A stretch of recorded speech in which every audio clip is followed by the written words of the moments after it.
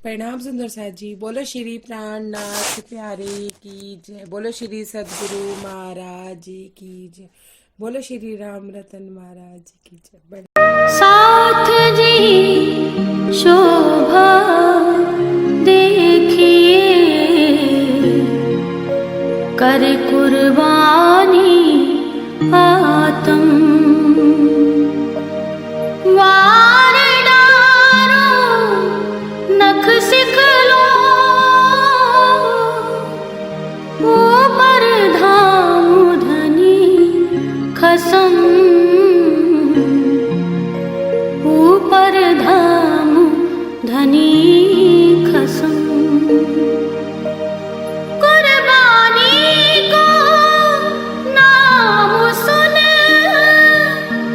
मोमिन उलसत अंग, पीछे होते जो मोमिन, पीछे होते जो मोमिन, दौड़ लिया तिन संग, साथ जी शोभा देखिए, कर कुर्बानी आत्म, कर कुर्बानी आत्म,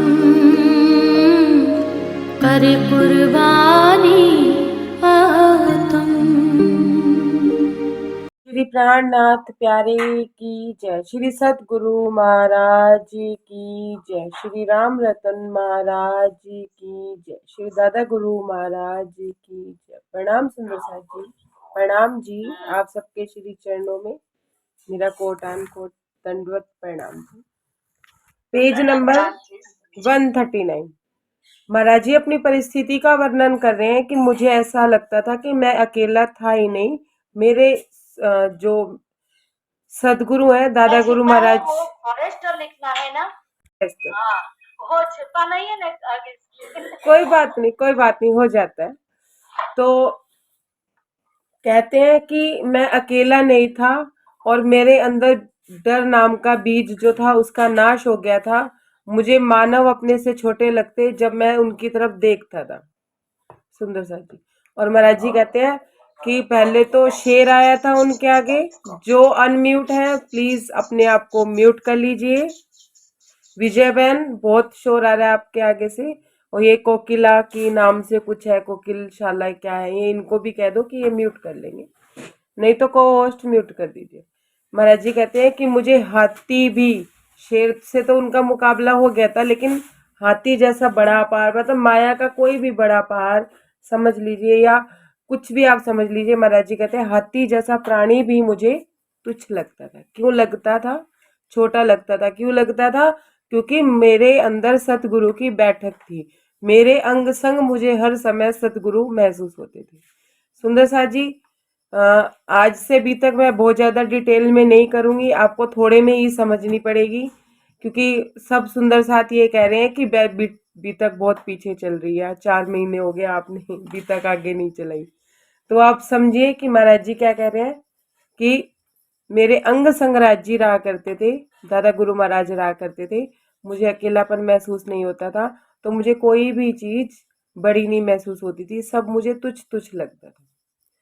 सुंदर साथ जी, अब हम अपनी अपनी परिस्थिति देख सकते हैं कि हमें राज्य कितना अपने आसपास महसूस करते होते हैं और हम कितना डर में रहते हैं और कितना हमें माया का दर्द सताता ही नहीं है, माया का दुख हमें सताता ही नहीं है, हम माया से डरते ही नहीं है। ठीक है, आगे सुंदर साथ जी प्रसंग आगे चल रहा है। वो क्या कहते हैं, महाराज जी कह रहे कि मुझसे डरने लगे थे, जो लोग थे आसपास के वो मुझसे डरने लगे थे। मेरा स्वभाव ऐसा था कि वो मुझसे डरने लगे थे। क्यों? क्योंकि मैं किसी को भी डांट दिया करता था, डपट दिया करता था, मैं किसी को कुछ समझता ही नहीं था। अब क्या कहते हैं, ग्राम शीरपुर कस्बा था घने जंगलों में आबाद, जंगल जात की कोठी में एक बनी हुई थी उसके पास। महाराज जी कहते हैं शीरपुर गांव का एक कस्बा था, घने जंगलों में अब वो आबाद था। ये समझिए कि वो जंगल में मंगल वाली परिस्थिति थी कि आसपास उसके घने जंगल थे, लेकिन जंगल के बीचों बीच वो कस्बा आबाद था, बहुत लोग वहां पे रहते थे, आबादी थी। जंगलात की कोठी भी एक बनी हुई थी उसके पास, उसमें रेजर और फॉरेस्टर आदि निरीक्षण रहते थे। मुसलमान अफसर था, उसको उसको फॉरेस्टर कहते थे। महाराज जी कहते हैं उस जंगलों के बीच एक फॉरेस्टर की कोठी, एक कोठी भी बनी हुई थी। प्रणाम जी। उसमें एक फॉरेस्टर की कोठी भी बनी हुई थी, और एक निरीक्षक जो जंगल का निरीक्षण किया करता था, वो निरीक्षक भी रहा करता था। और उसका जो ऑफिसर था वो कौन था? वो मुसलमान था। मतलब वो फॉरेस्टर की टीम का जो ऑफिसर था वो मुसलमान था। उसे क्या कहते थे? फॉरेस्टर कहते थे। अब क्या कहते हैं महाराज जी? हम अपने दीवानेपन में स्वयं खोल कोठी का द्वार, बिना इजाजत लिए किसी से घुस गए अपने अंदर आखिरकार। महाराज जी कहते हैं कि मैं उस मुसलमान की कोठी के पास गया और मैंने किसी से पूछा ही नहीं। मेरे में दीवानापन इतना था कि मैंने द्वार भी खटखटाया नहीं, सीधा मैं कोठी के अंदर ही घुस गया। हमें आता अफसर ने पूछा, अंदर क्यों आए हो? हमने कहा, मौज है अपनी, यूं ही चले आए हैं। महाराज जी कहते हैं कि वो अफसर ने पूछा कि तुम अंदर कैसे आए, तुम्हें क्या चाहिए? तो महाराज जी कहते हैं अपनी मौज है, हम आ गए तो आ गए, हम हर जगह नहीं जाते, लेकिन हमारा मन किया और हम आ गए, हम अपनी मौज में रहते हैं। सुंदर सा जी, कौन कौन कितनी राज्य की मौज में रहता है वो खुद सोचिए कि मौज में क्या क्या काम हम करते हैं। तो मेरी मौज थी, मैं आ गया। उन्हें देखकर चाहा हमने बातें और सत्संग करें, हमें ओलिया समझ उसने सोच लिया झट चुप रहे। महाराज जी कहते हैं कि हमने उन्हें देखकर मैंने क्या चाहा, मुसलमान ऑफिसर था, मैंने चाहा कि इससे सत्संग की दो बातें करते हैं, लेकिन महाराज जी कहते हैं उसने मुझे ओलिया समझ लिया, लेकिन हम चुप रहे। ओलिया मतलब एक मुसलमानों में जैसे फकीर होते हैं वैसा समझ लिया, फकीर समझ लिया। तो महाराज जी कहते फिर मैं चुप रहा, जब उसने मुझे ओलिया समझ लिया तो मैं चुप रहा। थी उद्दंड अवस्था अपनी, हिजक और भय शेष नहीं, जो जी में आता बक देते, जो अब कहा वो कहीं नहीं। अमिता दी, आपकी परिस्थिति का वर्णन हो रहा है। महाराज जी कहते हैं उद्दंड अवस्था थी हमारी, डरते हम किसी से नहीं थे, हमें डर लगता ही नहीं था, भय हम में तो था ही नहीं। जो जी में आता बक देते, बोल देते, हम सोचते भी नहीं थे कि कौन कोई बुरा मान जाएगा, किसी को बुरा लगेगा, नहीं, उन्हें इसे ये ऐसा नहीं था, क्यों? क्योंकि वो किसी से चिपकते ही नहीं थे। जो जी में आता बक देते, जो मन में आया कहा नहीं। अब समझिए महाराज जी क्या कह रहे हैं, मैं बातों निवेद साथ साथ ही समझा रही हूँ, अलग से नहीं समझाऊंगी। महाराज जी क्या कह रहे हैं, जो जी में आता वो बक देते, जो मन में आया कहा नहीं। अब जी और मन अलग अलग है सुंदर साथ जी? हाँ जी सखी, अलग अलग है। कैसे हैं मुझे बताइए थोड़ा सा, मुझे जीव क्लियर देखते कीजिए। हैं, मन सोचते हैं, संकल्प विकल्प करते हैं और बुद्धि मन? में देते हैं। और मन? मन मन ही संकल्प विकल्प करते हैं और बुद्धि में डालते हैं, और बुद्धि निर्णय लेती है। सुंदर साथ जी, इसमें एक भाव है जो मैं आपको शॉर्ट में ही समझा रही हूँ। जी वो है जो अंदर से कुदरती भाव उठ रहा है, कुदरती ही, कोई परिस्थिति भी नहीं है, कोई कंडीशन भी नहीं है, और अंदर से उठ रहा है। मन क्या है? मन जब सामने चीज देखता है तो मचल जाता है।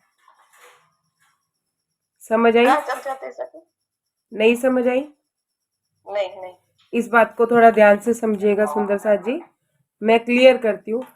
मन के अंदर हम कहीं बैठे हैं, ठीक है, कहीं भी बैठे हैं, हमारे आसपास कुछ नहीं है, और हमारे अंदर एक कुदरती भाव आ रहा है कि मैं राज्य को भोग लगवाऊं, हलवे का या किसी चीज का भोग लगवाऊं।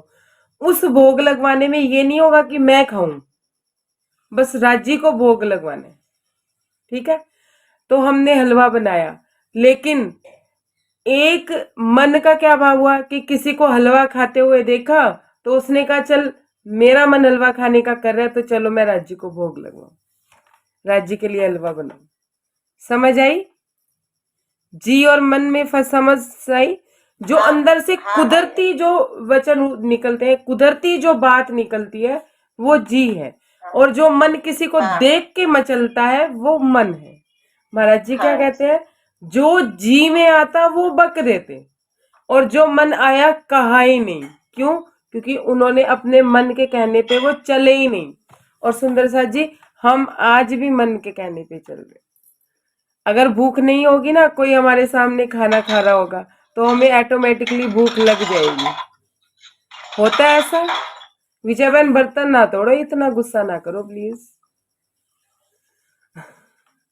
हम नहीं आपको कहेंगे हमें हलवा बना के खिलाओ।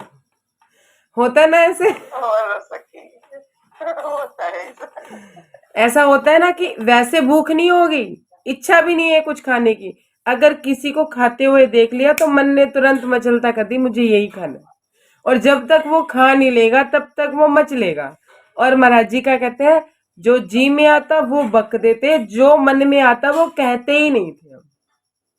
अब अपने मन का और कुदरती भाव का, कुदरत क्या कहती है सुंदर साथ जी, जब हम राजी में लग जाते हैं, कुदरती भाव ये होता है कि धनी, मुझे तेरे दीदार के बाद भूख प्यास ही नहीं लगती, मेरा मन ही नहीं करता इस माया में विचलित होने का, मेरा मन ही नहीं करता इस माया के लोगों के साथ रिश्ता रखने का। लेकिन मन क्या कहता है, अरे भाई रिश्तेदार है, खाना तो पड़ेगा ही। ये पड़ेगा जो शब्द है ना, ये बहुत कठिन है, ये कहना आसान है, लेकिन ये पड़ेगा शब्द ही सब पे भारी है। ये तो करना पड़ेगा ही, ये तो करना होगा ही, इसके बिना तो काम चलेगा ही नहीं। बस यही यही चीजों ने हमारा जीवन खराब कर रखा है। जो हमारे जी के जो बिल्कुल कुदरती भाव सच्ची है बात। ना, हम अपने जीवन से क्यों संतुष्ट नहीं है सुंदर सा जी। वाणी मिली, चितवनी मिली, चर्चनी मिली, सब कुछ मिला, राज्य का सुख सानिध्य भी मिला, राज्य की अनुभूति भी मिली, फिर भी हमारे जीवन में अंदर ही अंदर एक कुड़कुड़ है, अंदर ही अंदर एक दुख है, एक तकलीफ है। किस किस के मन में है सुंदर साथ जी ये? किस किस के मन में है? हंसा के मन में है, और किसके मन में है? प्रतीक्षा के मन में है, और किसके मन में है? किसी के मन में नहीं है, अमिता दीदी के मन में है, निशा दीदी, राधा दीदी, सबको सही है, कोई दिक्कत नहीं है, कुड़कुड़ नहीं होती है। हरीश भाई आगे मेरी लाइन होती में, है होती है ना कुड़कुड़, होती सबको ही है होती है, होती कोई है कहे होती या है ना कहे, कुड़कुड़ सबको ही होती है। क्यों होती है सुंदर साथ होती जी? है।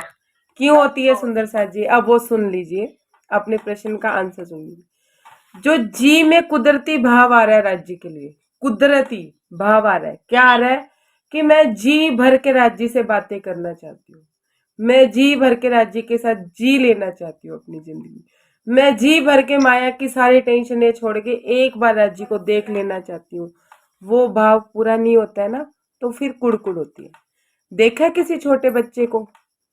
छोटे बच्चे को देखा है, जब उसे माँ चाहिए होती है, भले ही दादा उठा ले, दादी उठा ले, पिता भी उठा ले, हाथ मारेगा, रोएगा, तड़पेगा, उसे क्या चाहिए? माँ।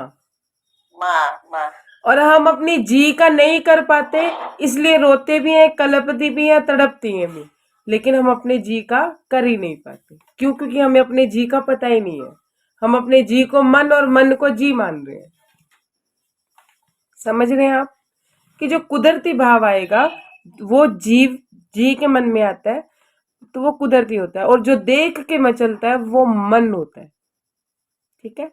बिल्कुल उस बिल्ली की तरह जो 1.5 घंटा बैठी सत्संग में, सर पे दिया जला के, तो एक टक बैठी है, लेकिन आगे चूहा आ गया तो दिया कहाँ गया और कहाँ नहीं गया कुछ नहीं पता। हमारा मन ऐसा है सुंदर सा जी, हमारे जी में तो राजी ही है, जी में तो राजी ही कहते हैं कि मेरे पास बैठ, और वो चाहते हैं तो हम बैठते हैं सुंदर सा जी। ठीक है? महाराज जी कहते हैं, जो जी में आता बक देते, मैंने नहीं लिखा, पन्ना दीदी ने भी पढ़ी है लाइन, जो मन में आया कहा नहीं, मन के कहने से नहीं चलता था मैं, जो जी में आता था वो कहता था, और जो मन में आता था वो कहता ही नहीं था। उसने हमें बिठाने के लिए घर से आसन मंगवाया, बिछाकर आसन अफसर ने सादर हमको बिठलाया। महाराज जी कहते हैं कि उसने पता नहीं क्या देखा मुझ में, कि उसने फिर एक आसन मंगवाया घर से, मुझे वो आसन बिछा के मेरे को उसके ऊपर बिठलाया। बैठ गए हम जब आसन पर, पूछा कहा कुछ खाना है, सर हिला दिया हमने, बोले कुछ नहीं पाना है। सुंदर साथ जी, जब घर में कोई आता है तो अपने खाने पीने के लिए पूछते हैं। वो तो एक फकीर फकीर समझ रहा था, उनको ओलिया समझ रहा था। तो महाराज जी कहते हैं उसने मुझे कुछ खाने के लिए पूछा। महाराज जी खाने की लालसा पे उसकी कोठी पे गए थे सुंदर साथ जी? नहीं ना, महाराज जी को खाने की कोई लालसा नहीं थी। महाराज जी क्या कहते हैं कि मैंने ना में सर हिला दिया, नहीं नहीं मुझे कुछ नहीं पाना है। अब क्या कह रहे हैं, ध्यान से सुनिए। सत्य अगर पूछो तो उल्टा, तुम्हें खिलाने आए हैं, जो रूहानी गीजा जिमते तुम्हें चखाने आए हैं। महाराज जी क्या कहते हैं, सच पूछो तो हम खाने नहीं आए हैं, तुम्हें खिलाने आए हैं। जो तुम रूहानी, जो रूह का जो जीवना होता है सुंदर साथ जी, जो रूह की खुराक होती है, वो हम तुम्हें चखाने आए हैं। समझ आ रही है बात सुंदर साथ जी? सतगुरुजन, पूरन अति पूरन सतगुरुजन, जिनमें सत होता है, वो खाने पीने नहीं आते हैं, वो खिलाने आते हैं। वो पाते नहीं है, वो देते हैं। उन्हें पाने की लालसा नहीं होती है, उन्हें देने का भाव होता है, दाता भाव होता है। क्यों? क्योंकि उनके अंदर सत है ना। अब आगे क्या कह रहे हैं, उसने भी साथ मिग था एक, वो भी बैठा था खामोश, भाव बना अपने कहने के, उतरा कुछ कुछ कहने का जोश। उसके साथ एक व्यक्ति था, जिसे मिग मतलब उनकी छोटी बड़े अफसर के नीचे का जो अफसर होता है उसे मिग कहते हैं। क्या वो भी उनके पास खामोश ही बैठा था, मेरा कुछ कहने का भाव उसे देख के। सुंदर साथ जी, बात को समझिएगा ध्यान से। महाराज जी कहते हैं उसे देख के मेरे अंदर कुछ जोश उतरा कुछ कहने का। इस परिस्थिति को आप ऐसे समझ लीजिए कि अब मुझे कुछ कहना है तो मैं आप लोगों से कैमरे ऑन कराती हूँ, तो किसी के चेहरे को देख के अंदर से बात निकलती है। महाराज जी कहते हैं उस मेघ को देख के मेरे अंदर जोश उतरा कुछ कहने का। पेज नंबर 140, सुंदर 140 सॉरी, मैं भी ना ऐसे ही। Page number 140। महाराज जी क्या कहते हैं कि उस मेघ को देख के मुझे जोश आया, कुछ कहने का मेरे अंदर भाव आया। महाराज जी क्या कहते हैं, मुस्लिम विषय पकड़कर हमने जब कहना प्रारंभ किया, रीझ उठे मुस्लिम प्रसंग पर, ऐसा उसने ढंग किया। महाराज जी कहते हैं कि मैंने, मुस्लिम लोग थे वो, हिंदुओं की बात तो चल नहीं सकती थी। अब महाराज जी ने तो, अब आप बताइए, महाराज जी ने कुरान पढ़ी थी सुंदर साथ जी? कहीं कहीं कुरान पढ़ी थी? कहीं मुस्लिम लोगों का संग किया था? 1 मिनट दीजिएगा मुझे। अब महाराज जी क्या कहते हैं कि अंश अंश करने लगे मुसलमान हिंदू के मुंह से उनकी बात, रगवत हुई उन्हें सुनने में, सुनने लगे सभी एक साथ। सुंदर साथ जी पीछे कहीं भी महाराज जी ने जिक्र नहीं किया कि उन्होंने किसी मुसलमान की संगत में वो रहे, या उन्होंने कुरान का कोई भेद उन्होंने जाना, या कुरान की कोई बात उन्होंने जानी। ऐसा कहीं भी कोई प्रसंग महाराज जी ने नहीं बताया। अब महाराज जी के हृदय में कौन थे? दादा गुरु महाराज, वो पूरन अति पूरन राजी महाराज जी थे। अब जिसके हृदय में राजी आ गए तो उनको कोई भी चाबी, मतलब कोई भी कुरान ग्रंथ कुछ खोलने की जरूरत है सुंदर साथ जी? नहीं, नहीं है ना। क्यों? क्योंकि राजी अपने आप में ही सब उन्हीं का ही है। तो ये समझिए कि मुस्लिम लोगों को मुस्लिम लोगों के हिसाब से, हिंदुओं को हिंदुओं के हिसाब से, ऐसे ही जैसे हमारे श्री जी ने हमारे लिए वाणी सरल की, गुजराती को प्रकाश गुजराती को और कलश गुजराती को उन्होंने हिंदी में कन्वर्ट करके हमें दिया कि हम आसानी से उस भाषा का प्रयोग सुन सके। तो महाराज जी कहते हैं कि प्रसंग मैंने क्या उठाया, मुस्लिम विषय मैंने छेड़ दिया, और जब मैंने मुस्लिम विषय छेड़ दिया तो मुसलमान लोग उन प्रसंगों को सुन के रीझ उठे। रीझ उठे मीन्स दैट वो मस्त हो गए।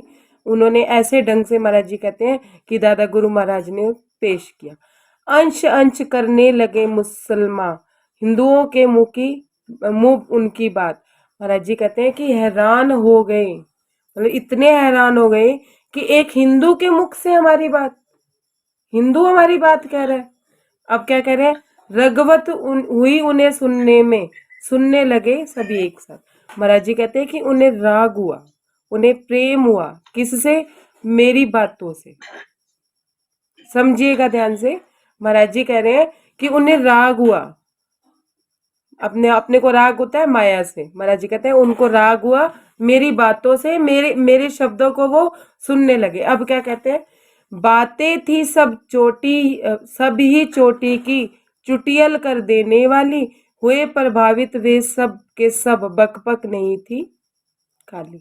पीछे महाराज जी क्या कहते हैं कि मेरी परिस्थिति कैसे थी कि जो मन में आता मैं बक देता था, जो मेरे मन में आता था मैं बोल देता था, उन दंड था, मैं किसी की सुनता ही नहीं था, और मैं किसी को भी डांट देता था, कुछ भी कर देता था तो लोग मुझसे डरा करते थे। अब यहाँ महाराज जी क्या कह रहे हैं कि बातें नहीं, बातें थी सब चोटी की, मतलब हाई क्वालिटी की बातें थी, मुसलमानों की कुरान की बातें थी। और महाराज जी क्या कहते हैं, चुटियल कर देने वाली।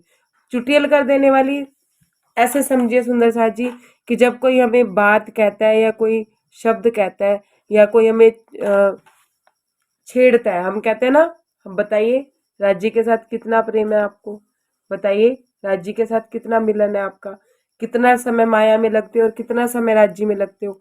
तो ये बातें हमें चुटियल करती है ना, कचोटती हैं। मतलब महाराज जी कहते हैं कि बातें थी सारी उन्हें कचोटने वाली, चुटियल करने वाली। हुए सब हुए प्रभावित वे सब के सब, बक बक नहीं थी खाली। महाराज जी कहते हैं कि वो इतने प्रभावित हुए मुझसे, इतने ज्यादा प्रभावित थे मुझसे कि वो खाली जो मैं बातें कर रहा था, जो मेरे मुख से निकल रहा था, वो बक बक नहीं थी, वो हाई क्वालिटी की, मतलब हाई बातें थी, ऊपर तक की बातें थी, बक बक खाली नहीं थी। लगे जिक्र करने आपस में मुसलमान सारे मिलकर, निसंदेह इलम पूरा है, कैसे बतलाए काफिर। अब मुसलमान हिंदुओं को क्या कहते हैं, काफिर कहते हैं ना। और उस समय तो मुसलमान और हिंदुओं में तो कहते हैं इट कुत्ते दा वैर सिया, मतलब तब लड़ाइयाँ चलती रहती थी। महाराज जी कहते हैं कि वो अ, आपस में जिक्र करने लगे, मुझसे नहीं, अब बहुत सारे जने आ गए थे उन महाराज जी की बात सुन के। पहले 2 ही जने थे, फिर काफी जने आ गए। महाराज जी कहते हैं आपस में बातें करने लगे मुसलमान मिलके, क्या कहने लगे कि इन्हें तो इलम तो पूरा है कुरान का, ये तो सब कुछ जानते हैं कुरान के बारे में, काफिर नहीं हो सकते ये। समझ रहे हैं आप कि महाराज जी को कहते हैं ये काफिर नहीं हो सकते, ये हमारे दुश्मन नहीं हो सकते। काफिर का मतलब दुश्मन, ये हमारे दुश्मन नहीं हो सकते। अब क्या करें, घूम रहे हैं ऐसा क्यों जाने, विधाता का पार नहीं, साधु है पहुंचा हुआ कोई, जिनका वार न पार कहीं। सुंदर साथ जी, मैं कहती हूँ इसी चौपाई का अगर बड़े ध्यान से इसको शब्दों को भी पढ़ा जाए ना, तो इन शब्दों से ही इतना आनंद आता है। क्या कह रहे हैं, मैं दोबारा से पढ़ती हूँ, एक बार दोबारा से सुनिएगा, शायद मुझे अनुभूति हुई तो आपको भी अनुभूति होगी। क्या कहते हैं, घूम रहे हैं ऐसे क्यों जाने, विधाता का पार नहीं, साधु है पहुंचा हुआ कोई, जिनका वार ना पार कोई। क्या कहते हैं वो मुसलमान, कहते हैं कि ये ऐसे क्यों घूम रहे हैं, इनको इतना इल्म है, इतना ज्ञान है, सब कुछ होते हुए भी ऐसे ही घूम रहे हैं। क्या विधाता का कोई पार नहीं कि वो अपनी रूहों को कैसे रखना चाहते। हमें पता है हमारे राज्य हमें कैसे रखना चाहते हैं, और हम मन में हर वक्त चाहना कर रहे हैं हमें संपन्न रहना है, हमें भौतिकता में रहना है, हम एसी के बिना नहीं रह सकते, हम घर के बिना नहीं रह सकते। सुंदर साथ जी कैमरे ऑन कर लीजिएगा, अगर हो सके तो जो जो कर सकते हैं कर लीजिएगा। अरुण भैया तो अभी तक आए ही नहीं है, कैमरा ऑन करके नहीं आए हैं, वैसे आ गए हैं। ध्यान से समझिएगा, मैं इस पे थोड़ा सा ज्यादा जोर देती हूँ क्योंकि हम लोग ना सब कुछ होते सोते भी कलपते रहते हैं। महाराज जी को क्या कहते हैं वो लोग कि कैसे घूम रहे हैं, विधाता का पार नहीं, मतलब उस विधाता के घर की कोई बात हमें, उसके दिल की बात हमें क्या पता कि वो हमें किस हाल में रखना चाहता है, किस हाल में वो हमें पसंद करता है। सुंदर साथ जी, एक छोटी सी स्टोरी वैसे सबने सुनी हुई है, लेकिन फिर भी मैं यहाँ इसे इसलिए दोहरा रही हूँ कि बात समझ आ जाएगी। एक व्यक्ति किसी आश्रम में जाता है और वहाँ ना गाना गा रहा होता है, मतलब भिक्षा मांगने के लिए गाना गा रहा होता है, वो परमात्मा का भजन गा रहा होता है और रो रहा होता है। अब जो आश्रम में रहने वाले जो लोग होते हैं, वो उसमें से एक स्त्री आती है, स्त्री के हाथ में वो भिक्षा भी होती है, मतलब सारा जो उसको सामान देना वो होता है, लेकिन वो उसको देती नहीं है। ध्यान से समझिएगा, मैं थोड़ा स्लो मोशन में ले रही हूँ, लेकिन वो उसको देती नहीं है। तो दूसरा साधु उससे पूछता है कि तुम इसे भिक्षा क्यों नहीं दे रही हो? वो कहती है, मैं भिक्षा इसलिए नहीं दे रही हूँ क्योंकि मुझे इसका गाना पसंद आ रहा है। मैं अगर इसे भिक्षा दे दूंगी तो उस राग में तो ये गाएगा ही नहीं जिस राग में ये गा रहा है, और हो सकता है ये गाना बंद करके भिक्षा लेके चला जाए। और अगर मैंने इसको कह भी दिया कि तू मेरे लिए गा दे, तो वो दर्द उसके दिल में होगा नहीं जो दर्द उसके दिल में अब है। समझ आ रही है? नहीं समझ आ रही है? नहीं समझ आई? समझ गई। प्रतीक्षा दीदी नहीं, समझ गई। हाँ, दूसरी बार कौन सा दीदी? ऐसे कि वो भिक्षा लेके खड़ी है लेकिन भिक्षा नहीं दे रही है। क्यों नहीं दे रही है? क्योंकि उसको गाना पसंद आ रहा है, वो गाना सुनना चाहती है उसके मुख से। अगर वो भिक्षा दे देगी तो वो गाना बंद कर देगा, और अगर देने के हाँ, बाद उसके कहने पे गा भी देगा तो वो राग नहीं निकलेगा जो राग अब निकल रहा है। तो आज जब हम राज्य से मिलने के लिए रोते हैं या हम गुहार करते हैं या प्रार्थना करते हैं, इसलिए राज्य हमें कोई चीज या जो चीज हमें चाहिए होती है नहीं देते हैं, क्योंकि उन्हें हम पसंद आ रहे होते हैं, वो हमें ऐसा देखना चाहते हैं, उनको हमारा विरह, हमारी तड़फ अच्छी लग रही होती है।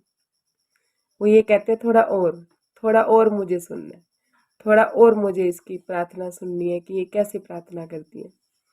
रो के तड़प रही है, बैठ के तड़प रही है, लेटे लेटे तड़प रही है, काम कर रही है तो तड़प रही है। तो राज्य की नजर उस पे पल पल होती है। सुंदर सा जी, एक प्रश्न था सुंदर साथ का, 5 दिन से उन्होंने दिया हुआ है लेकिन मैंने नहीं लिया क्योंकि माहौल ही नहीं बना, अब ले लेती हूँ। उनका ये कहना था कि मेरा मन लगता ही नहीं है, मैं जितनी जब भी मर्जी बैठ जाऊं पर मेरा मन नहीं लगता, वाणी में या चर्चनी में या चितवनी में, किसी में भी मेरा मन लगता ही नहीं है, मेरा मन भागता है। तो क्या राज्य की नजरें मेरे पे हैं? हाँ, है? पक्का है? कैसे? हाँ, कैसे? क्योंकि आपका तो विश्वास है ना, मैं ये करूंगी, पर मन तो भटकते रहते, पहले भटके। हाँ सुंदर सा मेरे जी, दिल में तो विश्वास है ना। बिल्कुल। तो है। जिनका मन लगा हुआ है राज्य में, उनके साथ तो राज्य है ही है, इसमें कोई किंतु परंतु नहीं है कि उन्होंने मन खींच नहीं, लिया है। जिनका मन नहीं लग रहा ना राज्य में, जिनका मन उन्हें भगा रहा है और अंदर से जी में इच्छा है राज्य से मिलन की, मन की नहीं कह रही मैं, जी हाँ, की कह रही हूँ। महाराज जी ने जी, जी और हाँ, मन में हाँ, अंतर बता दिया। हाँ, और मन नहीं लग रहा है, उसके ऊपर राज्य की विशेष नजर है कि मन के ना हाँ, होते हुए भी ये बैठी है, तो वो विशेष प्यार देते हैं, विशेष मेहर होती है उस समय, जिस समय हमारा मन राज्य में नहीं लगना चाहता लेकिन हमारा जी तड़प रहा है उनके लिए। ठीक है, मन से जी का कोई कनेक्शन नहीं है, मन का काम है भगाना, भगाने दीजिए। तू करता रह, हाँ, तुझे जो करना है तू कर, मेरे जी में जो आ रहा है मैं तो वही करूंगी। ठीक है, हाँ, तो ये बात यहाँ पे महाराज जी का क्या कहते हैं, साधु है पहुंचा हुआ कोई जिसका वार ना पार नहीं। इतने बड़े साधु, इतने बड़े, वो कि जिनका पार का वार भी नहीं है, मतलब जो बात वो कह दे उसका अपोजिट कोई वार भी नहीं है, ऐसे साधु, और ऐसे घूम रहे हैं फक्कड़ फकीर की तरह एक लंगोटी में। सुंदर सा जी बैठ जाते वहीं पे ही, और मुसलमानों के भी गुरु बन जाते, तो वो उनको पूजते या नहीं पूजते? पूछते हैं। लेकिन अभी उनकी यात्रा पूर्ण नहीं हुई थी। तो हमारा हाँ, विधाता, मतलब समझिए कि हमारे राज्य हमें कैसे रखना चाहते हैं, हम उसमें रहना ही नहीं चाहते, हम क्या चाहते हैं, नहीं ये कर दो, नहीं ये कर दो उसके बाद करूंगी, नहीं वो कर दो उसके बाद करूंगी, नहीं वो कर दो उसके बाद करूंगी। हम है ही नहीं इस लायक, अभी लायक नहीं है राजी। हम कहते तो हैं चौपाई में, जो जानो तो राखो धनी तुम्हारी मैं। वो हम क्या कह देते हैं, मेरा तन तेरा है, मेरी मैं तो मेरी है, मुझे ये चाहिए, मुझे वो चाहिए। हाँ बिल्कुल। वो लास्ट का जो चरण है ना, उसके दो मीनिंग बैठते हैं कि धनी तुम्हारी मैं तुम्हारी हूँ, मेरी मैं तो मेरी ही है। मेरी मैं आप में नहीं कन्वर्ट हुई है। जब हमारी मैं भी उनमें कन्वर्ट हो जाएगी तो फिर राज्य की रजा में फिर हम बैठे होंगे ना कांटों पे, तो हमें कांटे लगेंगे ही नहीं। क्यों? राज्य सामने हो, राज्य का अनुभूति हो रही हो। क्या महाराज जी के साथ ऐसा नहीं था सुंदर साथ जी? महाराज जी को धूप गर्मी ठंड कुछ नहीं लगती थी। मेजर प्रॉब्लम, उन्हें भूख नहीं लगती थी, जिसके लिए हम भागम भाग करते हैं। सारा दिन 10 घंटे 12 घंटे काम करेंगे एक रोटी को कमाने के लिए। वो आदमी काम करेंगे, औरतें क्या करती हैं, घर का काम करती हैं सारा दिन। आ भांडे मांज ले, ओ भांडे मांज ले, आ बना लिया, ओ बना लिया, पता नहीं क्या क्या बना लिया है। और कहीं ना कहीं गुरुजन भी या जो भी प्रवक्ता है या जो भी है, कहीं ना कहीं अपने उधर को चलाने के लिए भी ये काम करते हैं या नहीं करते? कहीं ना कहीं उनके मन में भी ये भाव होता है कि नहीं करेंगे तो कैसे बात बनेगी। किसी ने ये सोचा है, कोई कोई एक बात सोचिए, किसी ने ये सोचा है ऋषि मुनि जो होते थे पहले टाइम में भी अवस्था ऐसी होती थी। पहले टाइम में भी पेट होता था, हाँ भूख होती हाँ होगी, होती थी। सर्दी गर्मी सब होता था। लेकिन वो ऋषि मुनि कैसे तपस्या एकांत में कर लिया करते थे? क्योंकि उनमें एक आग होती थी। महाराज जी में एक आग थी। महाराज जी तो अभी कलयुग में ही आए हैं, उनको 100 वर्ष भी नहीं हुए अभी अंतर ध्यान में। 100 वर्ष नहीं हुए, मुश्किल से 50-60 वर्ष हुए। तो कोई ज्यादा समय पीछे तो नहीं गए ना हम, आगे नहीं आगे। और महाराज जी ने करके दिखाया सुंदर साथ जी इस कलयुग में। अब महाराज जी क्या कहते हैं कि वो मुसलमान क्या कहते हैं कि जिसका कोई पार या वार नहीं। अब सुनिए आगे क्या कह रहे हैं। हम सत्संग के बाद घास पर बिन आसन ही लेट गए, वो बेचारे वस्त्र खाट आदि बिछाते फिरे। महाराज जी कहते हैं थोड़ी देर मैंने सत्संग किया, मैंने उच्च कोटि की जो उनको बातें, मैंने तो नॉर्मल की लेकिन उन्हें उच्च कोटि की लगी। तो उन्होंने क्या किया कि मैं कहाँ बैठ गया, मैं घास पे ही लेट गया, घास पर घास बैठ पे गए। ही मैं लेट गया। लेकिन वो बेचारे मेरे लिए खाट मतलब चारपाई ला रहे हैं, उसके ऊपर चादर बिछा रहे हैं, कुछ कर रहे हैं, वो बिछाते ही रह गए और मैं घास पे लेट गया। हो गया। सुंदर साहब जी, महाराज जी को ये नहीं था कि मैंने इनको ज्ञान की 4 बातें सुनाई है तो अब ये मेरा मान सम्मान करें ना, वो अरे अपनी मौज में रहा करते थे। अब सुनिए, बहुत आग्रह किया उन्होंने पर हमने मानी नहीं एक, लेट गए निर्द्वंद घास पर मना करी सेवा प्रत्येक। महाराज जी कहते हैं कि उन्होंने बहुत आग्रह किया कि आप खाट के ऊपर आके सो जाइए, यहाँ लेट जाइए, लेकिन महाराज जी कहते हैं नहीं नहीं, मैंने उनकी सेवा स्वीकार ही नहीं करी। हम मस्त अपना घास पे मस्ती से लेट गए। लेटे हो सुंदर साथ जी कभी मस्ती में घास में? हम लेटे हैं कब? बचपन में। बचपन में जब हाँ पार्क जाया करते थे कितनी मस्ती चढ़ा करती थी। आज वो मस्ती है? आज तो नहीं शर्म है। है कि पार्क में जाके कैसे लेटे। और तब कैसे मस्त हुआ करते थे, एन पार्क में जाके मस्त हाँ गलोटियां मौज। खा रहे हैं, गोल गोल घूम रहे हैं, पूरी घास साफ कर देते थे हम, और कपड़े सारे गंदे करते थे। वो मस्ती चढ़ती करते है थे। आज? हमारे अंदर का बच्चा नहीं मर चुका है, पर महाराज जी के याद का अंदर का याद बच्चा कर हंसी तो आती है। हम्म, हाँ ये सभी को याद कर हंसी आती है, आनंद आता हाँ है। आनंद नहीं ले आता सकते ये तो सभी। है। महाराज जी क्या कहते हैं, मैं निर्द्वंद घास पे लेट गया और मैंने उनकी सेवा सारी मना कर दी। अब सुंदर सा जी प्रसंग चेंज हो रहा है। राम मुआवद की यात्रा पर एक तेली भी अपने साथ, हमने वहां ठहरा हुआ सुनकर मिलने आया अपने पास। मुहावद की यात्रा में एक तेली उनके साथ रहा करता था। जब वो महाराज जी यात्रा में थे ना, तो महाराज जी को तो याद नहीं था। अब महाराज जी के साथ तो कितने लोग रहते थे पर महाराज जी ध्यान नहीं रखते थे। लेकिन वो तेली ने जब सुना कि मैं यहाँ पे हूँ तो वो मुझसे मिलने आया। क्यों? क्योंकि वो मेरे बारे में पहले जानता था। मुझे पता नहीं था, मुझे याद नहीं था। महाराज जी ऐसा बोल रहे हैं। क्या कह रहे हैं, मैं दोबारा से बोलती हूँ। राम अवध की यात्रा पर एक तेली भी अपने साथ, इसे वहां ठहरा हुआ सुनकर मिलने आया अपने पास। हमें वहां ठहरा हुआ सुनकर वो हमसे मुलाकात करने आया, वो हमसे मिलने आया।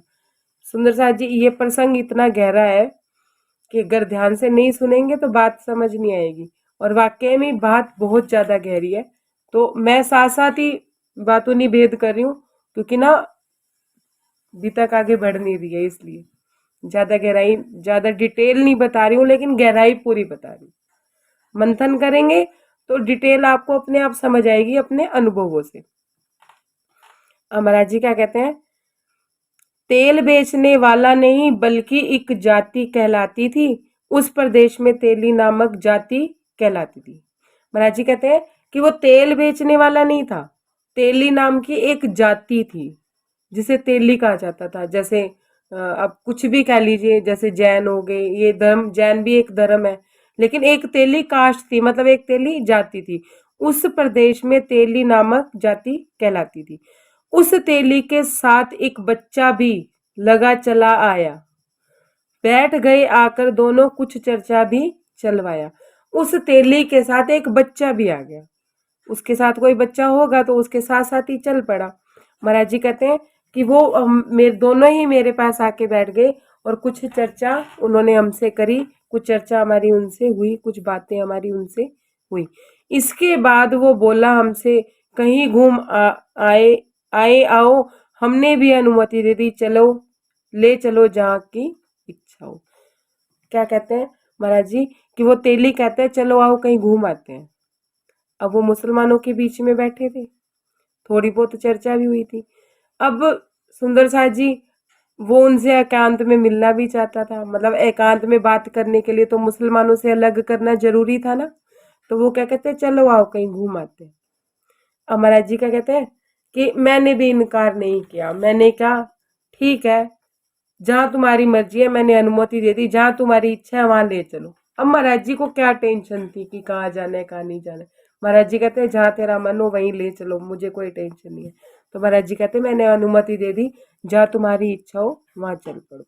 पहुंचे जब बाजार में अपने, हमें खिलाना कुछ चाहा, हमने जब इनकार किया, उपजा उसे बड़ा ही दुख। महाराज जी कहते हैं कि जब हम बाजार पहुंचे तो उसने हमसे कहा कि चलो कुछ खाते हैं। प्रणाम जी। एक महाराज जी को वो क्या कहते हैं, चलो कुछ खाते हैं। महाराज जी कहते हैं कि मैंने उनको ना इनकार कर दिया कि नहीं मुझे कुछ नहीं खाना है। तो महाराज जी कहते हैं कि उनको बड़ा दुख हुआ, मतलब उसके मन में बड़ा दुख हुआ। कैसे पता चला सुंदर साथ जी, वो सुनिए। दब बगाई सी आंखें हो गई, हो गया भक्त रुआसा सा, मैं प्रसाद लाऊंगा केवल, लेना उसमें चाहे जरा सा ही। मतलब उनकी आंखों में आंसू जैसी कंडीशन हो गई, बस एक वो रोया ही नहीं। कहते हैं ना कई बार कि कोई हमसे मिला तो बस उसकी आंखों से आंसू निकले ही नहीं, लेकिन उसकी आंखें इतनी आगे कि रोने जैसा ही हो गया, रुआसी सी उनकी। क्या भक्त, मतलब एक रुआसा सा हो गया उसके चेहरे पे, ऐसे भाव हो गए कि बस अभी रोएगा और अभी रोएगा। फिर क्या कहता है कि मैं प्रसाद लाऊंगा, ठीक है, आप प्रसाद समझ के उसमें से जरा सा खा लेना। क्या कह रहे हैं महाराज जी को कि जरा सा प्रसाद आप खा लेना। अब महाराज जी क्या कहते हैं, 141 नंबर पेज, इतना कहकर चला गया वो और जलेबी ले आया, इच्छा प्रबल देखकर उसकी, हमने उसको स्वीकारा। महाराज जी कभी किसी का भाव नहीं ठुकराते थे सुंदर साथ जी, भले उनका मन होता था या नहीं होता था, लेकिन जब उसने देखा कि उसका इतना भाव है और उसकी आंखें भी डबडबा गई हैं और वो रुआसा सा हो गया है, तो महाराज जी कहते हैं कि जब वो जलेबी ले आया, मेरे से इतना कहकर बस वो रोया ही नहीं, उधर मुंह करके उसके आंसू भी टपक गए। तो वो जलेबी ले आया और इच्छा, उसकी इच्छा प्रबल देखकर मैंने उसको स्वीकार कर लिया, मैंने अपने हाथ में जलेबी ले ली। अब लीला देखिए सुंदर साथ जी, अब एक लीला होने जा रही है जो हम आपके सामने, महाराज जी हमें हमारे सामने रख रहे हैं। किंतु जलेबी पर चिपका हुआ पाया कुछ काला काला। महाराज जी कहते हैं कि लेकिन जलेबी के ऊपर क्या चिपका हुआ था, कुछ काला काला चिपका हुआ था। वो काला काला क्या था, वो काला काला क्या था सुंदर साथ जी? वो मक्खियां थी। जैसे मक्खियां बैठ जाती है ना जलेबी के ऊपर, वो मर मर जाती हैं, तो वो काली वो चिपकी हुई थी उनके ऊपर। देख अधिक मात्रा में उनको हमने अपने लब खोले, भाई ये तुम क्या ले आए, इस प्रकार उससे बोले। महाराज जी कहते हैं कि जब मैंने जलेबी को पलटा तो उसके नीचे तो बहुत सारी मात्रा थी उनकी। जब मैंने उस मात्रा को देखा तो मैंने बोला, अरे भाई ये तुम क्या ले आए हो? कह रहे हैं मैंने अपने लब खोले, मतलब अपना मुंह खोला। अरे भाई तुम ये क्या ले आए हो, ये क्या चीज ले आए जो इसके ऊपर इतनी मक्खियां पड़ी हुई? देख मक्खियां उसमें उसने हमें जीमने से रोका, हम बोले अब तो जीमेंगे, ऐसा अब नहीं होने का। महाराज जी कहते हैं उसने जब देखा पलट के कि उसके ऊपर मक्खियां चिपकी हुई हैं, तो उसने हमें खाने के लिए रोक दिया कि महाराज आप मत खाओ। महाराज जी क्या कहते हैं, ना अब तो हम जीमेंगे। क्यों? क्योंकि तू भाव से लाया है, तेरे मन में भाव था अब तो मैं खाऊंगा, अब ऐसा नहीं हो सकता कि मैं ना खाऊं, अब तो मुझे रोक नहीं सकता। वो कहते हैं अब ऐसा नहीं होने का कि अब तो हम जीमेंगे। अब सुनिए, तुम दुकान से भोग समझकर क्रय करके जब ले आए, उस प्रसाद को तुम ही बोलो फिर हम कैसे ना खाएं। महाराज जी कहते हैं कि जिस चीज को तुम प्रसाद समझ के, भोग समझ के, सॉरी, जिस दुकान से तुम भोग समझ के ले आए ना, तुमने खरीद लिया भोग समझ के, अब उस चीज को मैं ना खाऊं ऐसे कैसे हो सकता है? सुंदर साथ जी, भाव समझ आ गया होगा कि अगर हमने हाँ किसी दुकान से भोग समझ के चीज खरीद ली तो भोग लग गया। लग गया। समझिए, हाँ हाँ समझिए, वो भोग तो एक भौतिक रूप से आगे रख दिया कर दिया, लेकिन वो भोग उसी समय ही लग गया। अब सुनिए, ले गया। खाता हमें देखकर उसने भी खाना प्रारंभ किया। महाराज जी कहते हैं जब मैंने वो जलेबियां खानी शुरू कर दी तो उसने कहा जब मेरा परमात्मा खा रहा है तो मैं क्यों ना खाऊं। हम करते हैं ऐसा? हम बिल्कुल ऐसा नहीं करते हैं। मैं अपनी बात बताती हूँ, मैं किसी की नहीं बताती। अगर भोग प्रसाद में हमारी पसंद की चीज होगी प्रसाद में तो हम वही खाएंगे, और जो पसंद की नहीं होगी वो हटा देंगे। अगर तो मीठा आ गया तो खा लेंगे, अगर हरी मिर्च आ गई तो वो नहीं खाएंगे। करते हैं ऐसा? नहीं करते। ओ, और यहाँ भक्त की प्रकाष्ठता देख लीजिए कि महाराज जी मक्खियों वाली जलेबी खा रहे हैं, तो वो भी जलेबी खाना उसने भी शुरू कर दिया कि जब वो खा रहे हैं तो मैं भी खाऊंगा, ओ, जो मेरे राज्य खाएंगे वो मैं खाऊंगा। और हम लोग क्या करते हैं, थाल भोग में भी अपनी पसंद की चीज खाई और बाकी छोड़ दी। क्यों? अब आप अपने आप में देखिएगा, ज्यादा डिटेल अब मैं बताऊंगी नहीं, खुद करिएगा इसका मनन चिंतन। बोला जब तुम खा सकते हो मैं भी फेंक ना पाऊंगा, आप नहीं फेंकेंगे तो मैं क्यों नहीं खाऊंगा। अब महाराज जी कहते हैं जब मैंने उसकी तरफ देखा तो वो क्या कहता है, बोला जब आप खा सकते हो तो मैं क्यों फेंकूंगा, मैं कैसे फेंक दूंगा ये जलेबी जब आप खा सकते हो। जब आप नहीं फेंक रहे तो मैं भी नहीं फेंकूंगा, मैं भी इसे खा जाऊंगा। मतलब महाराज जी ने ऐसे देखा, समझो कि उसने फिर वो महाराज जी का भाव समझ गया बिना बोले कि तुम क्यों खा रहे हो। तो वो कहते हैं कि जब आप खा रहे हो तो मैं भी खाऊंगा। सुनिए, खा पी कर भोजन मक्खी का, जलेबी का नहीं, मक्खी का, हाँ, क्योंकि मक्खियां इतनी चिपकी हुई थी। महाराज जी कहते हैं खा पी कर भोजन मक्खी का, जब हम कोठी पे में आए तो वह अफसर हमसे बोला बाबा कुछ भी खाया है, कुछ खाया है। महाराज जी कहते हैं जब हम उस कोठी पे वापस आ गए, भी हम घूम आए बाजार में, तो वो अफसर क्या बोलता है, बाबा कुछ खाया आए हो या अभी तक भूखे ही हो, बाजार गए थे आप। महाराज जी क्या कहते हैं, हाँ बोले हम खा तो आए पर हमने है विष खाया, अपनी रमुजा नुमा बातों का अफसर समझ नहीं पाया। महाराज जी कहते हैं मैंने उनसे कहा हाँ हाँ हम खाए आए, हम विष खाए। मरी हुई मक्खियां अमृत तो थी नहीं सुंदर साथ जी, लेकिन उसका भाव इतना था, भाव में उसने मरी मक्खियों वाली जलेबी रखी तो महाराज जी ने एक्सेप्ट कर ली, महाराज जी ने दे दी। क्यों? क्योंकि उसकी आंखें डगमगा गई थी, उसका भाव बहुत ज्यादा था महाराज जी को खिलाने का। ठीक है, उसने भी नहीं देखा, अगर उसने देखा होता तो वो महाराज जी को नहीं देता ना वो मक्खियों वाली, क्यों देता वो? लेकिन उसने भी नहीं देखा था। लेकिन महाराज जी क्या कहते हैं, मैंने उसको बोल दिया हाँ हमने विष खाया, महाराज जी ने ऐसे बोल दिया। तो वो हमारी ऐसी राजनुमा बातें। अब कोई जानबूझ के विष खाता है क्या? नहीं खाता है ना। ध्यान से समझते जाइएगा बात को, थोड़े में ज्यादा ही समझनी है आपको।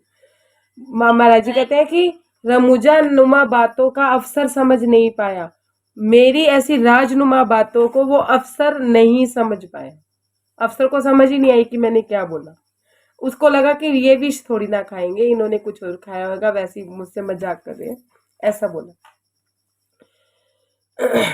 उस तेली के व्यवहारों पर उसको बड़ा क्रोध आया। 1 घंटे के सॉरी सॉरी मैं एक लाइन भूल गई। जब स्पष्ट किया हमने सब, तब वो कहीं समझ पाया, उस तेली के व्यवहारों पर उसको बड़ा क्रोध आया। अब जब वो समझ नहीं पाया तो उसने महाराज जी से पूछा कि महाराज जी आप विष क्यों कह रहे हो? विष विष का क्या मतलब हुआ? आप विष बात कह रहे हो, क्या क्यों कह रहे हो? तो महाराज जी कहते हैं मैंने उनको स्पष्ट रूप में बताया कि हमने मक्खियों वाली जलेबी खाई। तो महाराज जी कहते हैं उस अफसर को बड़ा क्रोध आया। किस पे आया? उस तेली पे क्रोध आया कि तुमने महाराज जी को मक्खियों वाली जलेबी खिला दी, तुझे अक्कल नहीं है, तू देख नहीं सकता था। तो उसने उसको बड़ा डांटा। अब सुंदर साथ जी महाराज जी ने मरी हुई मक्खियां खाई थी। अब पेट में तो कुछ होना ही था ना, वैसे तो वो कुछ खाते पीते नहीं थे। अब वो 2-4 दिन में 5 दिन में भी उन्हें मिला तो मरी मक्खी। तो महाराज जी क्या कहते हैं, बाद में 1 घंटे के अपने ही पेट में गड़बड़ शुरू हुई, जब देखी व्याकुल हमारी उस अफसर ने फिक्र करी। अब 1 घंटे बाद जो वो जलेबियां पच गई तो महाराज जी कहते हैं हमारे पेट में तो गुड़गुड़ शुरू हो गई, गड़बड़ शुरू हो गई, गुड़ गुड़ होनी शुरू हो गई। तो महाराज जी कहते हैं मैं व्याकुल हो उठा। मेरी व्याकुलता को देखकर अफसर को फिक्र हुई। उस अफसर को फिक्र होनी शुरू हो गई कि इनको कुछ दो, कोई दवाई दो या कुछ दो, कोई दवा दो, इनकी तबीयत खराब हो रही है। अब क्या, उसने दवा गोलियों से अपना इलाज करना चाहा, इससे ठीक नहीं होंगे हम, उनको हमने बतलाया। महाराज जी कहते हैं उन्होंने दवा गोलियों से मेरा इलाज करना चाहा, लेकिन मैंने उनको कहा मैं इससे ठीक नहीं होऊंगा, मेरा इलाज ही कुछ और है। ठीक है, अब सुनिए। अब जिसको प्रेम का रोग लगा हो तो उसको किसी दवा की क्या कोई दवा और दुआ लगती है क्या? उसे तो प्रेम इश्क ही चाहिए। अब सुनिए क्या कहते हैं, उन्हें तो परमात्मा की मस्ती ही चाहिए थी। अब सुनिए, हमने कहा यदि आप हमको ठीक करना चाहते हो, सॉरी ठीक चाहते हो करना, तो गांजे की चिलम पिला दो और अधिक कुछ मत करिए। सुंदर साथ जी महाराज जी क्या कहते हैं कि अगर तुम मुझे ठीक करना चाहते हो तो गांजे की चिलम, चिलम आती थी ना जो ऐसे करके घोड़ी बाबा जो अपनी मस्ती में मस्त रहा करना चाहते थे तो वो पिया करते थे और मस्त हो जाया करते थे। महाराज जी कहते हैं कि चिलम पिला दो और इससे अधिक मुझे कोई दवा दारू की कोई जरूरत नहीं है। Page number 142। चिलम नहीं मंगवा गांजे की, उस अफसर ने भरवाई, हमने आग्रह किया एक पर उसने 2 पिलवाई।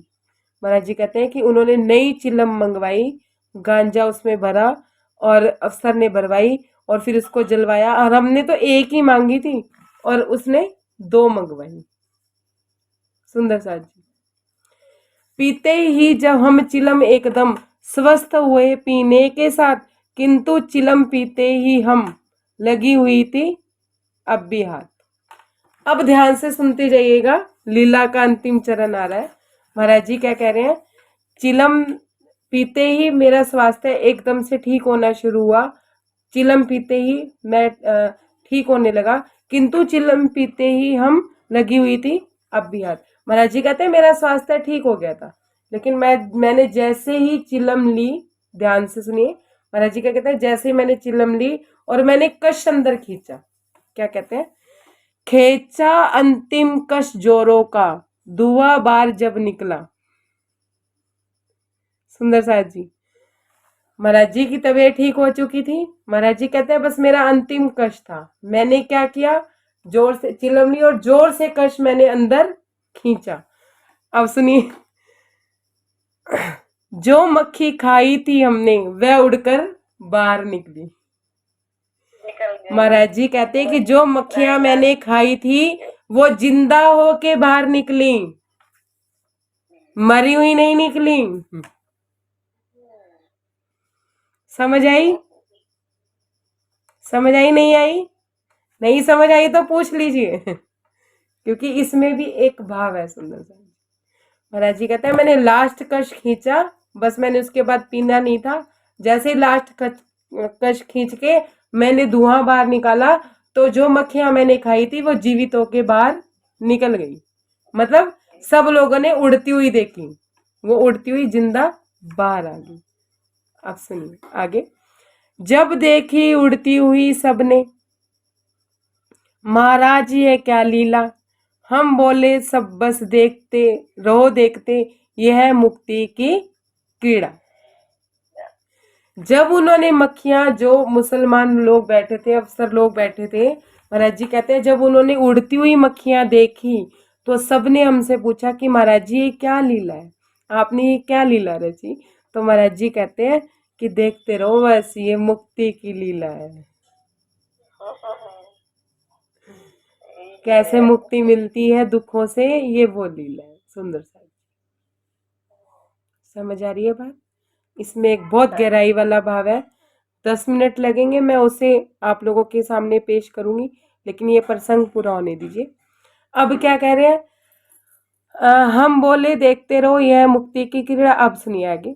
बड़े कृपालु है श्री सतगुरु, उनकी लीला अपरंपार, उन्हें समझना बड़ा कठिन है, उनका न कोई पार न वार। अंदर कौन बैठे थे सुंदर साथ जी? कौन बैठे थे? दादा गुरु महाराज। किसकी बैठक थी? दादा गुरु महाराज की। महाराज जी कहते हैं खुद पे नहीं कह रहे कि मैंने करा है, ध्यान से सुनिएगा। हम क्या कहते हैं? हमने करा है। वो क्या कह रहे हैं? बड़े कृपालु हैं श्री सतगुरु, उनकी लीला अपरंपार, उन्हें समझना बड़ा कठिन है, उनका नहीं कोई पार का वार। महाराज जी कहते हैं कि मेरे जो सतगुरु हैं उनकी लीला अपरंपार है और बड़े कृपालु हैं। जो जो उनकी शरण में आ जाता है मुर्दे भी जिंदा हो जाते हैं। पहले वो व्यक्ति जिंदा हुआ था तो आज मक्खियां जिंदा होके आई हैं। किसकी शरण से मुर्दा जिंदा हो सकता है सुंदर साथ जी? सतगुरु चरण का आसरा, जगत जान काफूर। सतगुरु शरण के बिना हम मुर्दे भी जिंदा नहीं हो सकते। हम मुर्दार हैं जब तक हम राज्य से अपनी पहचान नहीं कर पाते, राज्य से अपने मिलन की तड़प नहीं जगा सकते। कौन जगा सकता है? सतगुरु जगा सकते हैं। करता करे ना कर सके, गुरु करे सो होई। अब क्या कह रहे हैं? उन्हें समझना बड़ा कठिन है, उनका कोई पार न पार। किए हुए को भोगना पड़ता ही है हर हाल, या केवल सतगुरु कृपा करती उसे बाहर। महाराज जी क्या कहते हैं? जो किया होता है ना उसे भोगना ही पड़ता है। किसकी कृपा से वो भोग छूट सकता है? क्या कह रहे हैं? सतगुरु की कृपा ही हमें बहाल कर सकती है, उस भोग को भोगने से मुक्ति हमें दे सकती है। अदरवाइज जो हमने फसल काटी है वो हमें, जो फसल हमने बोई है वो हमें काटनी ही पड़ती है, जो कर्म हमने किया है वो हमें भोगना ही पड़ता है। लेकिन अगर गुरु चाहे तो रूह को वो भोग नहीं भोगना पड़ता। सुंदर साथ जी यहाँ से प्रसंग बदल रहा है।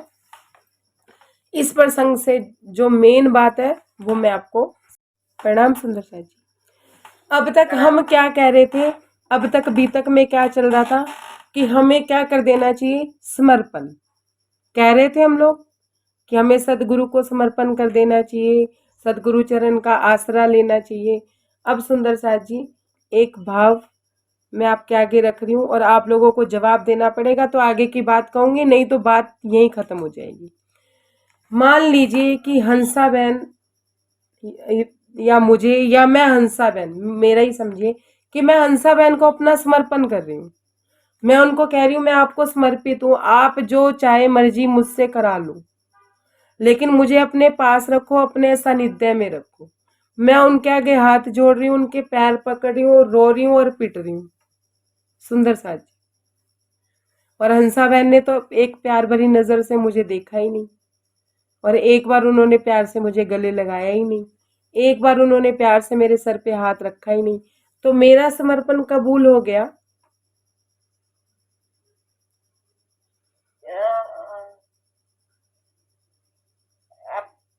आप आप तो समर्पित हो गए। और उसने तो कबूल किया ही नहीं, हाँ हाँ, आप तो समर्पित हो तो गए, मेरा उसने समर्पण सफल हो गया। हाँ, आपका तो हो गया, आप तो समर्पित हो गई। उसने स्वीकारा नहीं इसलिए नहीं हो गया।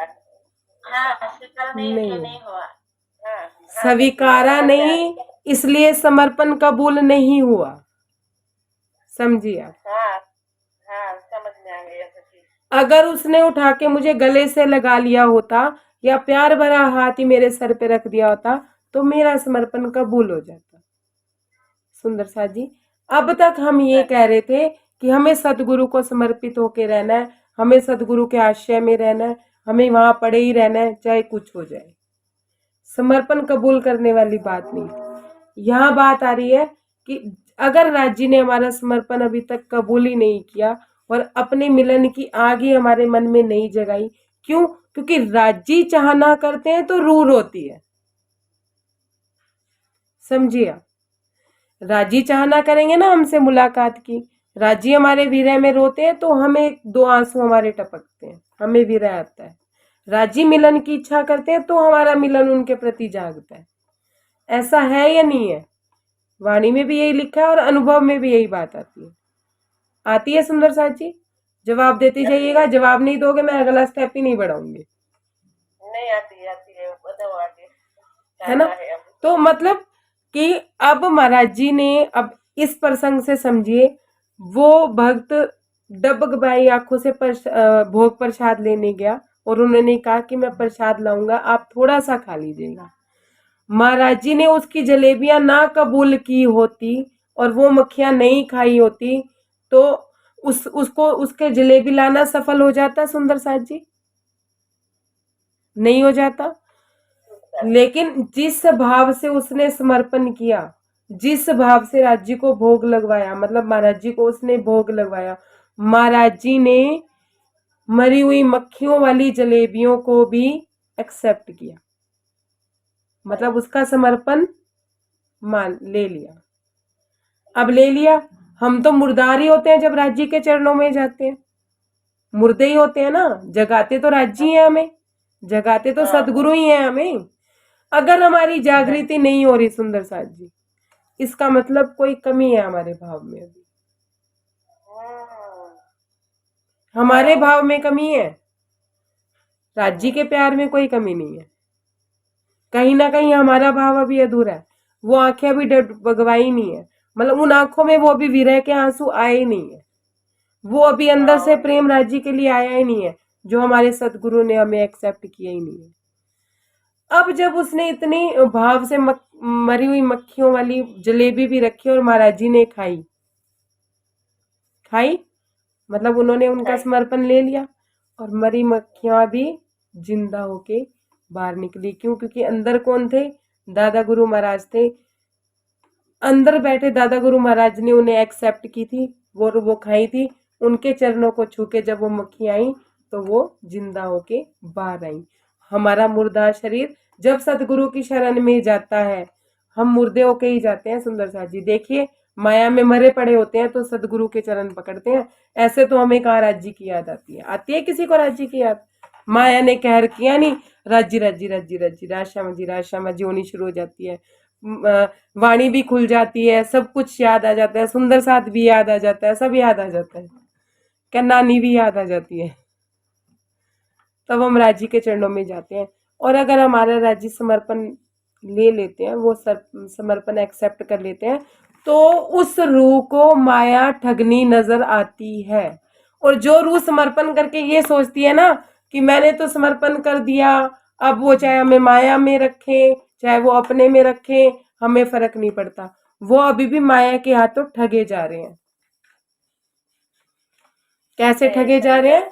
एक एग्जाम्पल से आपको समझाती हूँ कि जब हम सतगुरु शरण में होते हैं ना सुंदर साथ जी, तो माया की ठगनी, माया का ठग हमें पता लगने लगता है, हमें दिखने लगता है कि माया ठग रही है। जब हमें हमारा सदगुरु समर्पण एक्सेप्ट कर लेते हैं तब दिखता है। जब वो एक्सेप्ट नहीं करते ना तो हमें माया अच्छी लग रही होती है। क्यों अच्छी लग रही होती है? क्योंकि हम तो ये सोच रहे हैं हमने समर्पण कर दिया, लेकिन माया ठग रही है। अगर हमें एक बात सुनिए, अगर हम किसी को ठग रहे हैं, किसी को बेवकूफ बना के, मसाला ईद का बात उतकी समझ लीजिएगा, हम किसी को बेवकूफ बना के पैसा ले रहे हैं या धन ले रहे हैं या सेवा ले रहे हैं ना, तब तक तो उसे भी कोई प्रॉब्लम नहीं, हमें भी नहीं प्रॉब्लम, कोई प्रॉब्लम नहीं। दोनों में बहुत अच्छा चल रहा है, कॉम्बिनेशन बहुत अच्छा चल रहा है, क्योंकि हम ठग रहे हैं, वो ठगी जा रही है। ठीक है, वो ठगवा रही है अपने आप को। और जब उसे होश आ जाए कि हम ठग रहे हैं उसको, तो हमारे और उसके कॉम्बिनेशन में तालमेल बैठेगा? नहीं बैठेगा। क्योंकि उसको पता पता चल गया कि हम ठग रहे हैं, तो इसका मतलब लड़ाइयां शुरू हो जाएंगी। हमें माया क्यों, अब हमें माया बुरी क्यों लग रही है? जो माया हमें पहले अच्छी लग रही थी, जो नौकरी हमें पहले अच्छी लग रही थी, जो घर बीवी बच्चे हमें अच्छे लग रहे थे, अब अच्छे क्यों नहीं लग रहे हैं? क्योंकि हमें पता लग चुका है कि ये हमें ठग रहे हैं। और ठग क्या रहे हैं? स्वार्थ ठग रहे हैं, वो ठीक है। सबसे बड़ी बात कि हमारा समय ठगा जा रहा है। जो समय हमें राज्य में लगाना है वो समय हमारा माया में लग रहा है। हमें पता चल गया है कि वो ठग रही है, हमारा समय खराब कर रही है। क्यों? क्योंकि एक समय बाद हमारा शरीर जर्जर हो जाएगा, कुछ करने लायक हम होएंगे ही नहीं। तो माया ने तो तब भी साथ नहीं देना और अब भी साथ नहीं देना, उसने तो तब भी ठगना और अब भी ठगना। इसीलिए हमें माया बाद में अच्छी नहीं लगती। जो हम कहते हैं ना कि हम राज्य में लगे होते हैं, कोई ऊपर से आ जाता है तो हम उद्दंड हो जाते हैं। फिर किसी सुंदर साथ ने बोला कि मेरी रहनी ठीक नहीं है। महाराज जी की रहनी कैसी थी जब तक उन्हें राज्य नहीं मिले थे? महाराज जी कहते हैं, मैं किसी को अपने पास नहीं फटकने देता था। कोई मेरे पास आता था तो मैं बक बक शुरू कर देता था। लोग मेरे से डरते थे, अपने आसपास नहीं आने दे रहे हैं। क्यों? क्योंकि अभी उन्होंने वो पाया नहीं है जो उनको चाहिए। सदगुरु मिले हैं, सदगुरु की शरण मिली है, सदगुरु ने भी तो रमने के लिए भेज दिया ना। क्यों? क्योंकि अभी पात्रता नहीं है। समझ आ रही है? इसलिए हमें माया बुरी लगने लगती है। और जिन सुंदर साथ को ये लगता है ना कि हमने समर्पण कर दिया राज्य को, अब वो माया में रखें चाहे अपने में रखें, वो अभी भी ठगे जा रहे हैं। उन्हें पता ही नहीं लग रहा है कि माया उन्हें ठग रही है। माया उन्हें 5 मिनट का समय भी वाणी के पास बैठने का नहीं दे रही है। 5 मिनट का समय भी उनके पास नहीं है राज्य से बात करने का। उन्होंने जी भर के कभी राज्य से बात करी ही नहीं है। क्यों? क्योंकि उनके पास समय ही नहीं है। वो अभी भी अपने मन में जाते हैं तो मन में इतना हाहाकार होता है कि डर के बाहर आ जाते हैं वापस। अपने मन के अंदर जाने का भी प्रयास नहीं कर पा रहे हैं। तो मन को भेदने के बाद जी तक कैसे पहुंचेंगे? जब मन को दृष्टा बन के देखोगे ही नहीं तो जी की, मन की सतह से आगे जो जी है हमारा, जो हमारे राज्य से जुड़ी हमारी परात्मा है, उसे कैसे देखोगे? शोर में तो कुछ सुनाई देता ही नहीं है, अंदर इतना हाहाकार है। और अपने हाहाकार से डर के बाहर आ जा रहे हैं, बैठ नहीं पा रहे हैं चितवन में। और क्या कहते हैं कि हमने राज्य को समर्पित कर रखा है, तुम माया में रखो चाहे हमें अपने में रखो। अरे बेवकूफो, ठगे जा रहे हो। और माया तुम्हें ठग रही है, तुम ठगे जा रहे हो, तो तुम्हारा कॉम्बिनेशन बैठा हुआ है। जब तुम्हें पता चल गया कि माया तुम्हारा समय खराब कर रही है, 1 मिनट नहीं लगाओगे दूर होते हुए। 1 मिनट पल पल में खींच चढ़ेगी और पल पल में माया के लोग बुरे लगने लगेंगे। क्यों लगने लगेंगे? बिल्कुल ऐसे ही छोटा बच्चा जब उसे माँ चाहिए होती है, दादी उठा ले, दादा उठा ले, खुद पिता भी उठा ले, पिता को भी नोचने का छोड़ने लग जाता है, रो रो के उद्दंड मचा देता है कि मुझे माँ ही चाहिए। तो हमने रो रो के उद्दंड मचा रखी है कि हमें राज्य ही चाहिए। है ऐसी परिस्थिति तो राज्य मिलेगी। समझिए सुंदर साथ जी, जिनकी परिस्थिति ये है उनका समर्पण राज्य ने एक्सेप्ट कर लिया है, इसलिए उन्हें पता चल रहा है कि माया ठग रही है। नहीं तो राज्य से समर्पण के नाम पे ठगे जाइए, जितने मर्जी ठगे जाइए, अपना समय खराब करते जाइए, जन्म पे जन्म खराब होते जाएंगे। उस सुंदर साथ से मेरी रात को बात हुई तो वो मुझसे कहते हैं, राज्य से बात कैसे होती है? मैंने कहा राज्य से बात कैसे होती है? तुम तो कहती हो मैंने समर्पण कर रखा है, अब चाहे राजी माया में रखें और चाहे अपने में रखें। अगर राजी ने समर्पण तुम्हारा एक्सेप्ट कर लिया है तो तुमसे बात नहीं करते, वो तुम्हें प्यार नहीं देते, तुम्हें महसूस नहीं होता हर पल उनका सानिध्य, संग संग तुम्हारे नहीं होते। कहती नहीं, मुझे संग संग तो महसूस करती हूँ मैं, लेकिन मेरे बात नहीं होती है। तो मैंने कहा इसका मतलब समर्पण एक्सेप्ट हुआ ही नहीं है। मैंने कहा वाणी के पास कितनी देर बैठती हो? क्या मुझे समय ही नहीं मिलता। चितवन में कितनी देर बैठती हो? मुझे नींद आ जाती है। और उसके बाद, उसके तुरंत बाद एक सुंदर सास से और बात हुई तो वो क्या कहती हैं कि मुझे रात रात भर नींद नहीं आती। क्यों? क्योंकि मुझे राज्य की तड़प इतनी रहती है कि मैं सोना चाहती हूँ, मुझे नींद नहीं आती। एक कह रही है कि मैं चितवन में बैठती हूँ तो मुझे नींद आ जाती है, एक रूह कह रही है कि मुझे नींद ही नहीं आती। परिस्थिति में कितना अंतर है सुंदर साहब जी। कौन सी परिस्थिति ज्यादा अच्छी है, जिसमें नींद आ जाती है राज्य का नाम लेते ही, या जिस परिस्थिति में नींद ही नहीं आती राज्य के मिलन की? कौन सी परिस्थिति अच्छी है? कौन सी परिस्थिति? मैं सच कह रही हूँ, मैंने उन सुंदर साथ के चरणों में प्रणाम करी। मैंने कहा आपके चरणों में मेरा परिणाम स्वीकार कीजिए कि राज्य ने आपका समर्पण एक्सेप्ट कर रखा है। सच में सुंदर साथ जी, मुझे उस सखी पे बहुत लाड आया और मैं उसके आनंद में बहुत देर तक आनंदित रही। और अभी भी मैं सोच रही हूँ उसके बारे में तो पूरी आनंद में हूँ कि राजी इतना लाड करते हैं कि रात रात भर नींद नहीं आती राजी आपके लिए। और हम क्या कहते हैं, हमने राजी को सब समर्पित कर रखे और माया से ठगे जा रहे हैं, ठगे, क्योंकि वो ठगनी है। वाणी में एक जगह नहीं कई जगह लिखा है कि माया हमें ठगती है। सुंदर साथ जी, जब सदगुरु हमारा समर्पण स्वीकार कर लेते हैं ना, तो मुर्दे भी जीवित होके ही निकलते हैं, जागृत हो ही जाते हैं। जन्म खराब नहीं होता है, इसी जन्म में पा लेते हैं जब सतगुरु हमारा समर्पण स्वीकार कर लेते। अब महाराज जी की परिस्थिति ऐसी है कि महाराज जी ने मक्खियां खा ली मरी हुई और उन्होंने कश भरा और उड़ती हुई मक्खियां बाहर आई। तो बाहर आती उड़ती हुई मक्खियों को देख के सारे अफसरजन और ये पूछते हैं कि ये लीला क्या है। तो वो अपने पे नहीं ले रहे हैं कि मैं कर रहा हूं। हम क्या कहते हैं, हम अपनी साहिबी बढ़ाने के लिए क्या कहते हैं, मैं कर रहा हूं।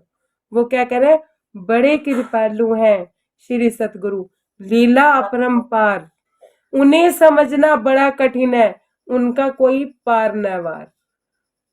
कि अपने सतगुरु को समझना बहुत कठिन है। क्यों?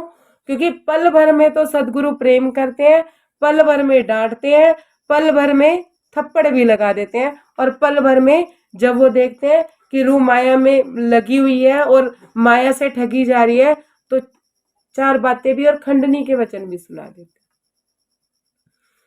पर सुंदर साथ जी उसके बाद कृपा बहुत करते हैं। माँ जब बच्चे को मारती है ना, मार देती है ना गुस्से में जब वो गलती करता है, लेकिन बाद में कितना प्यार करती है दिल से।